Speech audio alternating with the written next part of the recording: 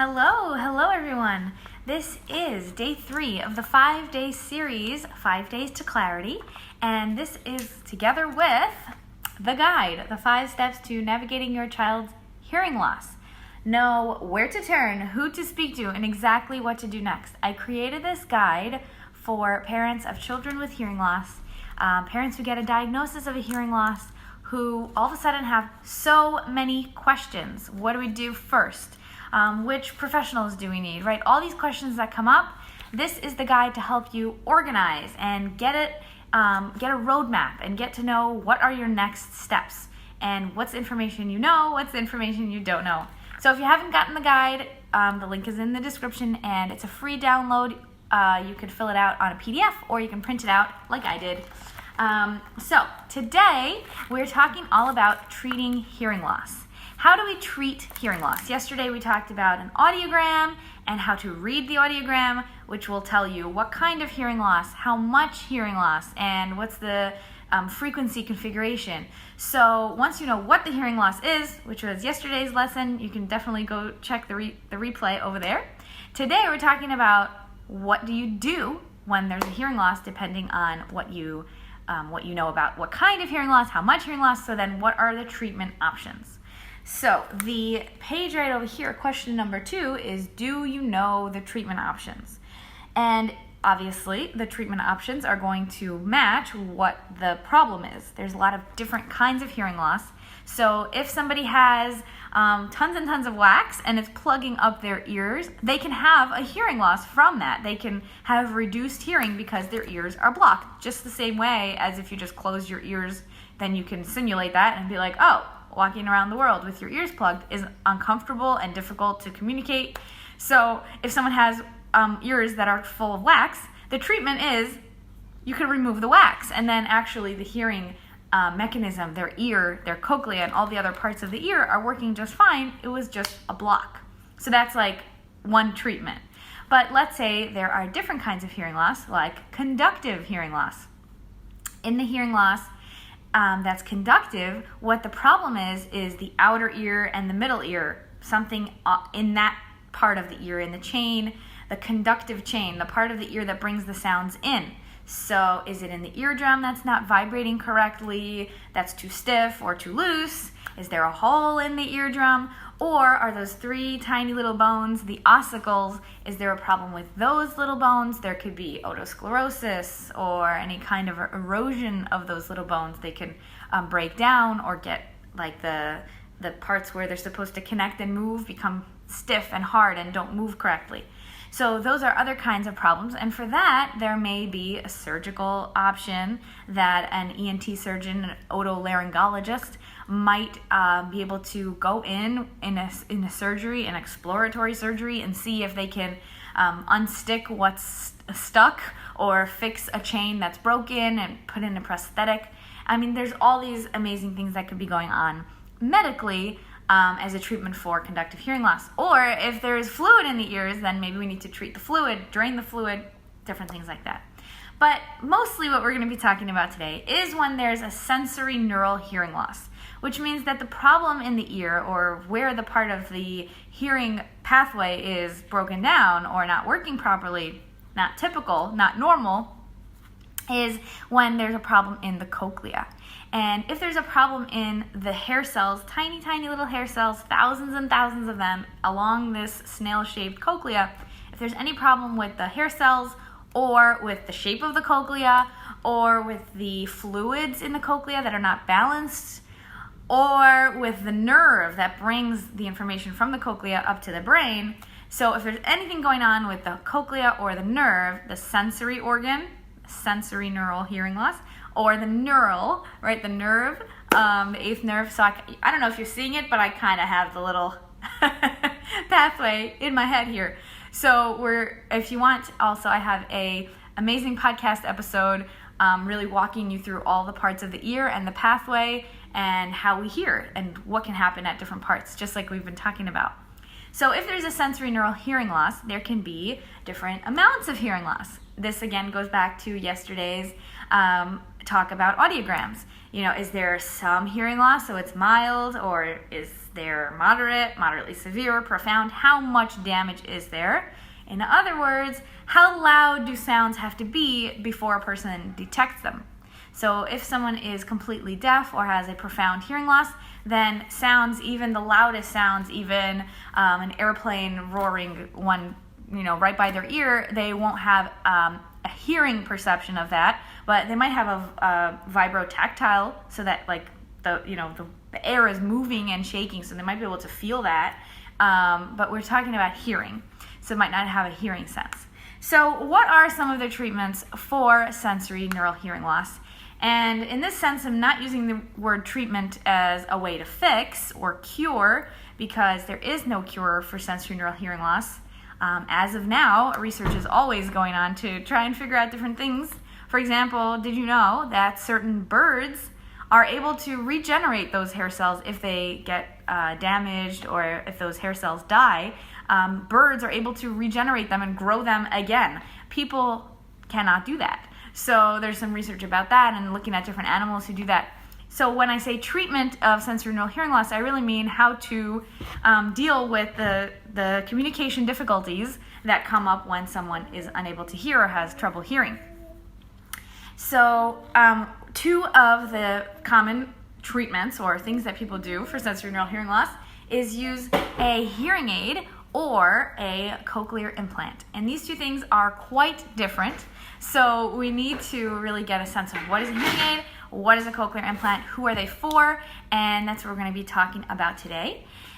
So hearing aids are an electrical device, it has a little bit of a computer, a microphone, and it's picking up the sounds that are coming in. And then there's the computer that's processing those sounds, making them louder, and that programming in that computer is actually what makes a hearing aid a very important device that needs to be addressed by someone who's trained, by a trained clinical audiologist, or someone who has really specific training in how to program hearing aids.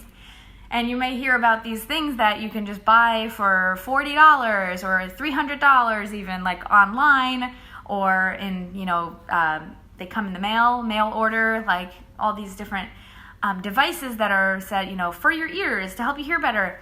And it may be true that those things have a microphone and make things louder, but they don't have the processing capabilities that a hearing aid will have. A hearing aid that's made to be programmed by an audiologist will take into account your audiogram and a lot of other testing that's done during the hearing testing. And then it's verified, so they test that the hearing aid really fits for you and is helping you hear better. So that's just a little aside about where to get hearing aids. To get them from a licensed clinical audiologist is, the best bet, or else someone who really is very well trained and comes referred to like a hearing instrument specialist. There are specialists who specifically do just hearing aids and are not audiologists with the full amount of training and medical background. So hearing aids will sit in the ear or on the ear. There's different styles, but basically it's a device that you put on and take off. And it has a battery in there, a battery that you have to change out every 3, 4, 5 days, depending on the size of the battery. And when people use hearing aids, then the sounds that are in their environment become louder and are set to their hearing loss, so it doesn't go louder than they need. There's also a maximum that's set so that you're never getting louder sounds than that could provide damage, right? There's like a cap, a ceiling. People sometimes worry about that. If I put on hearing aids, does that mean that I'm going to get more hearing loss because I'm hearing so many more sounds? And the answer is no. You're going to have that hearing aid set properly for you so that the caps, it doesn't make things louder if they're already loud. Like if a fire engine passes by, the hearing aid with all its processing equipment and the software that's in there is going to say, no, I don't need to amplify that sound. I don't need to make that siren louder because it's already coming in loud. But if someone is speaking to me across the table and it's hard for me to hear them, then these are sounds that the software is going to bump up and amplify for you. And that software has gotten so sophisticated over the years, there's constantly new developments, that the software can now pull out speech and filter out noise. Okay, it's not perfect, and it's still basically the main complaint of people who use hearing aids is that it's hard to hear a noise, because nothing is as amazing as our filtering capacity in our mind, in our brain, but there is great advantages and great advancements in the hearing aids that they can filter out unwanted sounds like noise and pick out the specific voices that you're listening to. So hearing aids for children specifically are generally BTE hearing aids, and what that stands for is behind the ear, BTE. It's a very fancy medical term. So the BTE hearing aids have the hearing aid like components, the microphone, the computer, all of that sits up here behind, matching up there with your glasses. And then there's a tube that comes down and a mold that's made of this part of the ear, the concha, and into the ear canal. And that mold is made out of silicone and made to fit perfectly into the child's ear. And then the hearing aids will continue to grow with the child, right? So you can just get new molds every so often, and the hearing aid itself is still, functioning the same.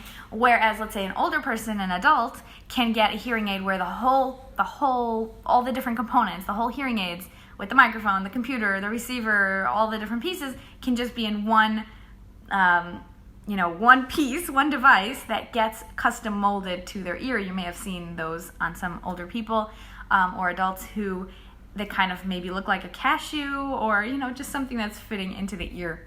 So those are kind of the two major styles, but inside of the computers can be the same. So if your child has hearing aids and you're interested in getting a daily routine of putting them in the morning and taking them out at night, and some tips for care of the hearing aids, I have a free downloadable checklist that you can print out and hang up near the mirror or in their room or something, and then you have a step-by-step of what to do every morning when you're putting them on, make sure everything is working correctly, and also how to care for them, clean them, and store them overnight in the evening routine. So that is also available on allaboutaudiology.com, is a free downloadable of the hearing aid checklist. And one of the interesting tips about the molds that come, they need to be changed out as your child grows. So if your child is using those molds and a BTE hearing aid, every time it's time to change their shoes and move up in shoe size, it might also be time to get new molds. So I tell my patients to put those two together. So that's a little bit about how hearing aids work and who hearing aids are for. Hearing aids are for people who have from a mild to a profound hearing loss, and it will raise the volume of the things that are around them specific to their hearing needs. Now, a cochlear implant is a medical implantable device that gets implanted into the ear on the side of the head over a surgery. The surgery is done by an otologist, an otolaryngologist, which is a specific kind of surgeon who works with head and neck. And that surgery is approximately 4 hours if one ear is being done, or maybe 6-7 hours if both ears are getting implanted at once. So what's happening with a cochlear implant is, first of all, who is it for? The cochlear implant is for people who have very little residual hearing, which means they can hear, they may be able to hear, but only very, very, very loud sounds. So for most of the audiogram, they don't hear all the sounds as they get louder and louder, and then they may have some responses down at the bottom, or they might have a corner audiogram, meaning they can hear it, but only if sounds are very low frequency rumbling, and only if they're very loud. So that is generally the criteria that have been early on when cochlear implants were coming out, that the person really had to have very little to no hearing. But as it's progressed, there are now different criteria that children and adults who can get a cochlear implant can even have more amount of hearing, meaning they can have a severe hearing loss where they still have awareness of environmental sounds and can still hear many things when they're made very loud, but they don't have any speech understanding, generally very poor understanding of what's being said or making sense of sounds in the environment. So cochlear implant is obviously a major decision, unlike the hearing aid, which is also a very big deal and a difficult process and adaptation and all the things that come with a new device like a hearing aid. The cochlear implant also has the overlay of the medical side, also the surgery. So I actually received a question from one of you earlier today, DM'd me on Instagram, and she wanted to know if children remember the surgery and if it's traumatic for them, children who get the CI as youngsters, as toddlers. So, well, what I hear from you guys, from patients and from cochlear implant users and recipients, is that if the baby was very young, like under 2 or 2.5 maybe, then they don't have any recollection. And if they're a little bit older, maybe they do remember being in the hospital or having, being tired. So actually in the episode that we did an interview with Toby, who is a cochlear implant user, she was implanted at age 4. She mentioned that she remembered her head feeling very heavy for a few days, which makes sense, if you have a surgery and a scar, and that she got to eat ice cream in bed. And that is her memory of the cochlear implant surgery. So that's a great question, and I would direct you to ask someone who has a cochlear implant what they remember of the surgery, and especially ask an adult who can better articulate / remember what it was like. And so cochlear implants have 2 major components. One is the piece that's implanted in the ear, in the head, and that device has at the end of it an electrode, like some wire, electric. Hold on.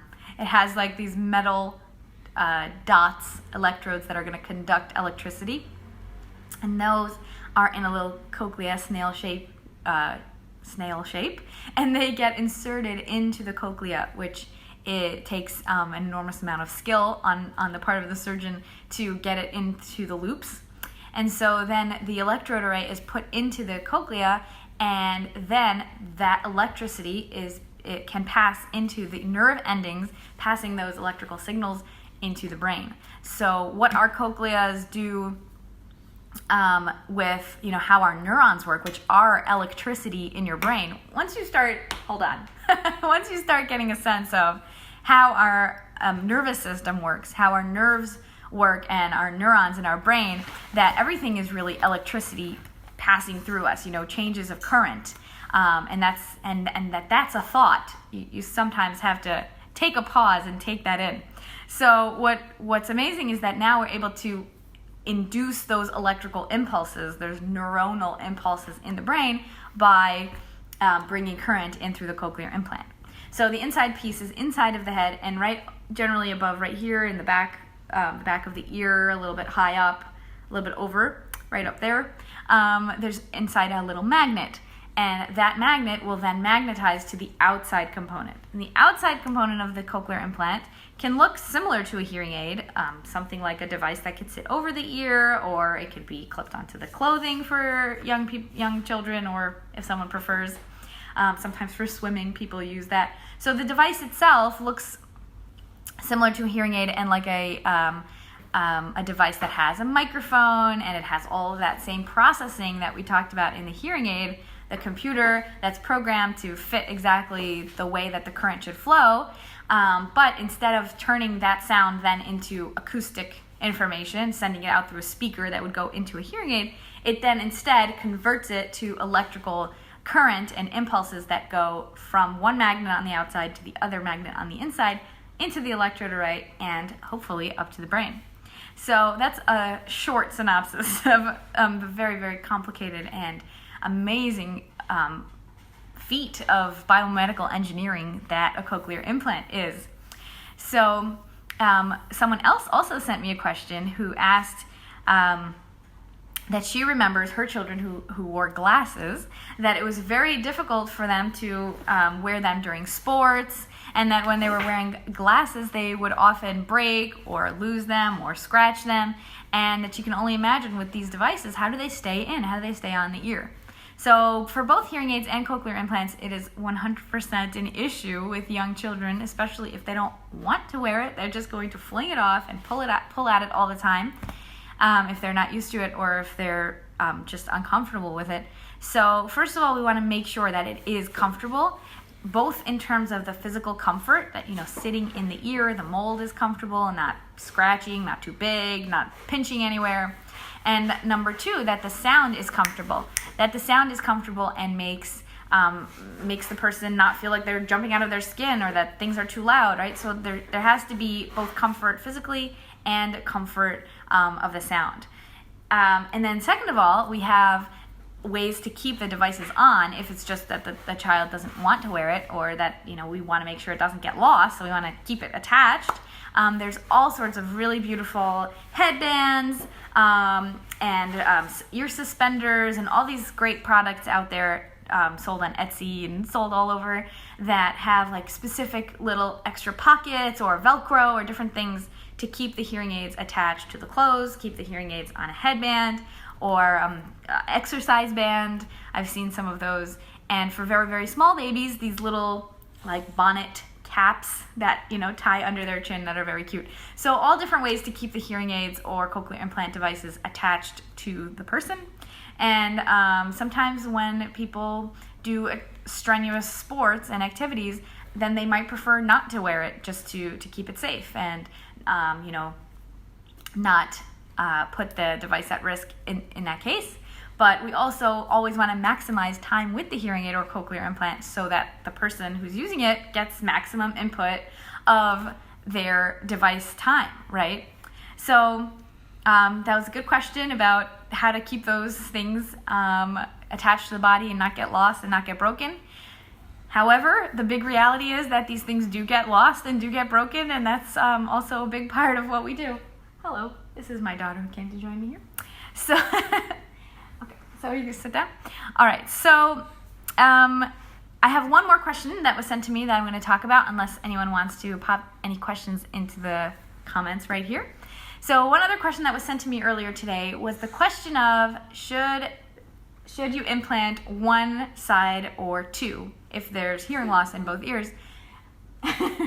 Should you implant one side or two? And this is one of the greatest questions, a big, big decision to be made. What's better, getting one cochlear implant and then maybe later on getting another to see if the first one was helping, or is it best to just go right out of the gate and do two? And it's one of these big, big decisions that no one can make for you, and there isn't a right answer. It's very, very case by case, depending on your child and what they need, what are the factors that are going on, besides for what is their hearing, what is their speech like, what kind of services do they have access to, and also what is their medical status. Like some children can't have malformations of the cochlea, for example, so that the cochlea isn't a candidate, right? So they can't get the electrode array in through the cochlea, for example. So there's different considerations, but one of the great things about having two ears or two cochlear implants or two hearing aids, right, something where you're getting input for both sides, is that you get amazing benefit from being able to hear from two ears.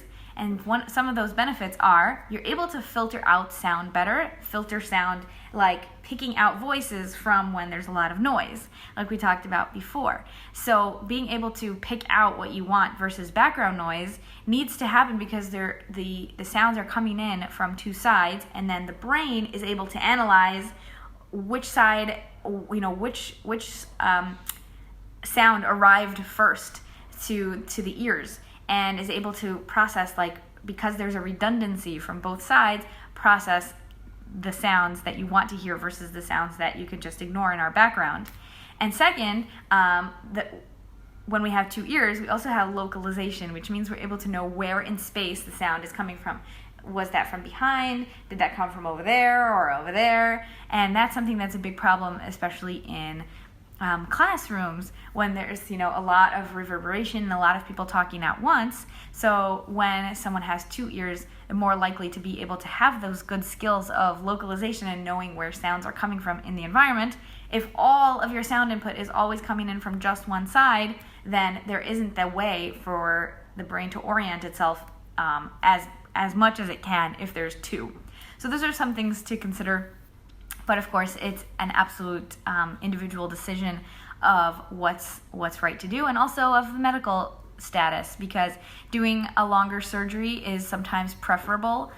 So you doing 2 cochlear implants in one surgery, even though it's a longer surgery, might be preferable because then there's only one recovery time.